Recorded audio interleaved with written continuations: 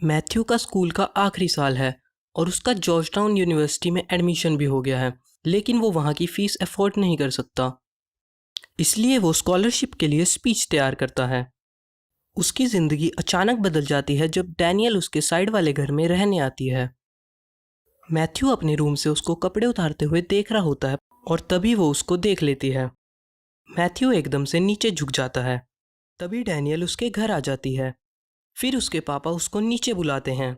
Matthew बहुत डर जाता है। उसके पापा पूछते हैं तुम ऊपर क्या कर रहे थे। वो उसको बताते हैं डैनियल यहाँ पर नई आई है और उसको शहर दिखाने के लिए कहते हैं।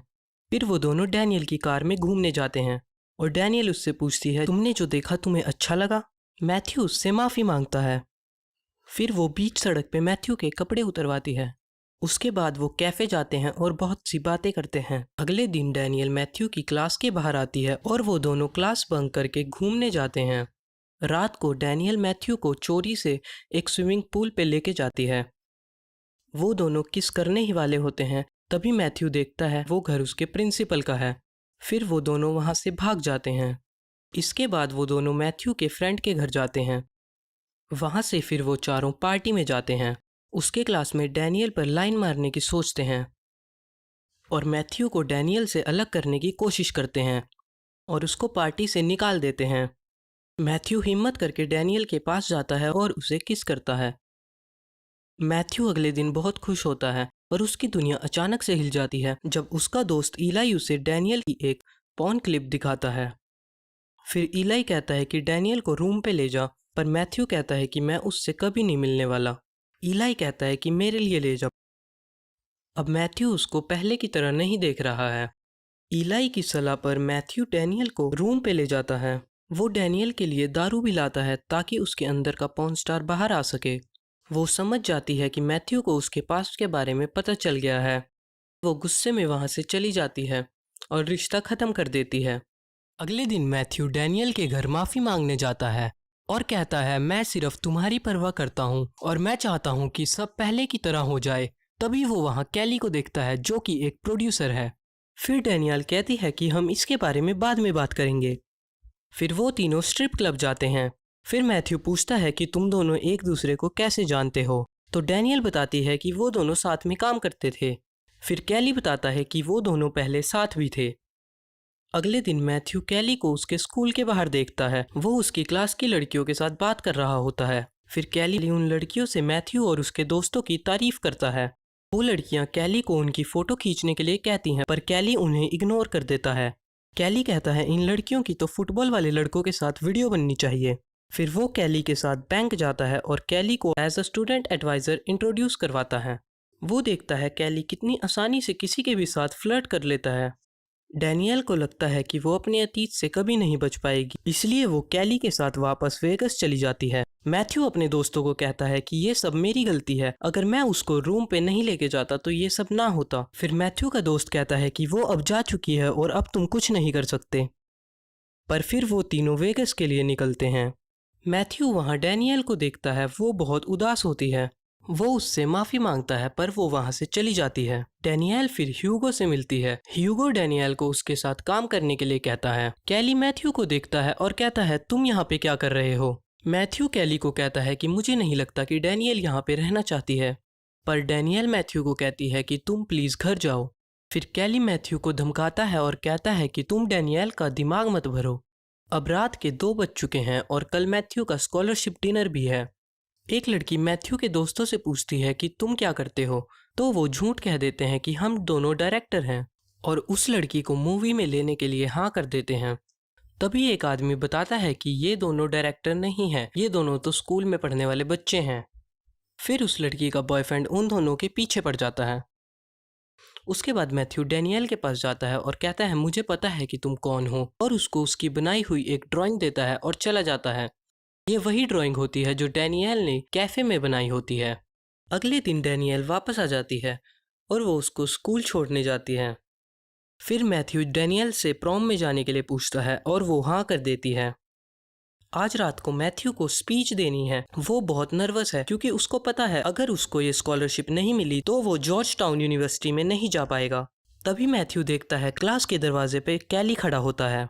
कैली बहुत गुस्से में होता है। कैली मैथ्यू को स्कूल से जबरदस्ती ले जाता है।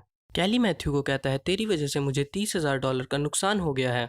फिर मैथ्यू कहता है कि वो धीरे धीरे दे देगा, पर कैली उसकी बहुत पिटाई करता है और उसे ड्रग्स दे देता है। कैली मैथ्यू को कहता है मैं तुम्हें छोड़ दूंगा, पर तुम्हें ह्यूगो के घर से उसका अवार्ड चुराना होगा। मैथ्यू ह्यूगो का अवार्ड चुराने जाता है, पर दूसरी तरफ कैली पुलिस को कॉल कर देता है और अब मैथ्यू के पीछे पुलिस पड़ी है। फिर मैथ्यू कॉल करके अपने दोस्तों को बुलाता है, पर मैथ्यू अभी नशे में है। मैथ्यू नशे में ही स्कॉलरशिप डिनर में चला जाता है। वो नशे में बहुत सी उल्टी हरकतें करता है। वो अपनी क्लासमेट को किस भी कर देता है। वो नशे में भी बहुत अच्छी स्पीच बोलता है, पर उसको फिर भी वो स्कॉलरशिप नहीं मिलती। अगले दिन मैथ्यू बैंक जाता है और उसको वहाँ पता चलता है कि कैली उसका स्टूडेंट एडवाइज़र बन के आया था और उसके $25,000 ले गया है। वो पैसे मैथ्यू ने एक कैम्बोडियन स्टूडेंट को यूएसए में पढ़ाने के लिए इकट्ठा किए थे। डैनियल और मैथ्यू पैसे इकट्ठा करने के लिए एक प्लान बनाते हैं। डैनियल अपनी 2 पॉर्न स्टार दोस्तों को बुलाती है। फिर मैथ्यू और डैनियल ह्यूगो के घर उससे माफ़ी मांगने जाते हैं और स्कूल में एक वीडियो बनाने की प्लान करते हैं। अब आज प्रॉम नाइट है और ईलाई और क्लिट्स पॉर्न स्टार्स के साथ प्रॉम पे जाते हैं। मैथ्यू के क्लासमेट्स उन सबको देखकर हैरान हो जाते हैं। फिर उसके क्लासमेट्स मैथ्यू से बात करने आते हैं। वो मैथ्यू से पूछते हैं क्या वो पॉर्न स्टार्स हैं, और मैथ्यू कहता है हाँ। तो वो कहते हैं क्या हम उनसे मिल सकते हैं। फिर मैथ्यू उनसे पूछता है क्या तुम मूवी में आना चाहोगे, और वो तीनों हाँ कर देते हैं, पर मैथ्यू एक को मना कर देता है। फिर मैथ्यू डैनियल के साथ डांस करता है। उस क्लिप का जो मेन सीन होता है उनका क्लासमेट वो सीन नहीं कर पाता और अब उनके पास ऐसा कोई नहीं है जो उस सीन को कर सकता है। तब मैथ्यू कहता है इस सीन को मैं करूँगा, और फिर वो चेंज करने चला जाता है। वो शूट करने ही वाले होते हैं तभी वहाँ पे एक टीचर आ जाता है और वो उन पे गुस्सा करना शुरू कर देता है। फिर हम देखते हैं ऐसा कुछ हुआ ही नहीं था, ये सब मैथ्यू सोच रहा था। फिर मैथ्यू ये करने के लिए मना कर देता है, पर तभी क्लिट्स ये करने के लिए मान जाता है। अब शूट पूरा हो चुका है। फिर वो सब घर चले जाते हैं। डैनियल और मैथ्यू पहली बार सेक्स करते हैं। अगली सुबह ईलाई मैथ्यू को फ़ोन करता है और बताता है कि प्रॉम नाइट वाली टेप चोरी हो गई है। ईलाई बहुत घबरा जाता है। फिर मैथ्यू जब घर के अंदर जाके देखता है तो वहाँ पे उसके पेरेंट्स के साथ उसका प्रिंसिपल और कैली बैठा होता है। वो टेप कैली ने चुराई होती है। कैली ह्यूगो से अकेले में बात करता है। कैली उसको कहता है अब तुम क्या करोगे। फिर मैथ्यू कहता है मैं कुछ नहीं करूँगा, ह्यूगो करेगा। वो उसको बताता है कि ह्यूगो उसका 50-50 का पार्टनर है। कैली कहता है तो फिर तुम्हारा हाफ मेरा। फिर कैली कहता है मैं ये टेप तुम्हारे पेरेंट्स को दिखा दूंगा। तो फिर मैथ्यू कहता है दिखा दो।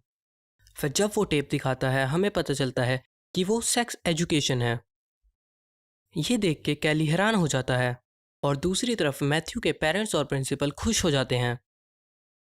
फिर मैथ्यू हमें बताता है कि वो हमेशा याद रखेगा अपने दोनों दोस्तों को, अपने बिजनेस पार्टनर को, अपने स्टूडेंट एडवाइज़र को, उसका मतलब होता है कैली को, सैम नांग को, ईलाई की हरकतों को, क्लिट्स के उस मूवी में सीन को, और हाँ डैनियल को। तो ये थी the girl next door movie की पूरी कहानी। IMDb पर इस मूवी की रेटिंग है 6.7। उम्मीद करता हूँ आपको ये वीडियो पसंद आया होगा।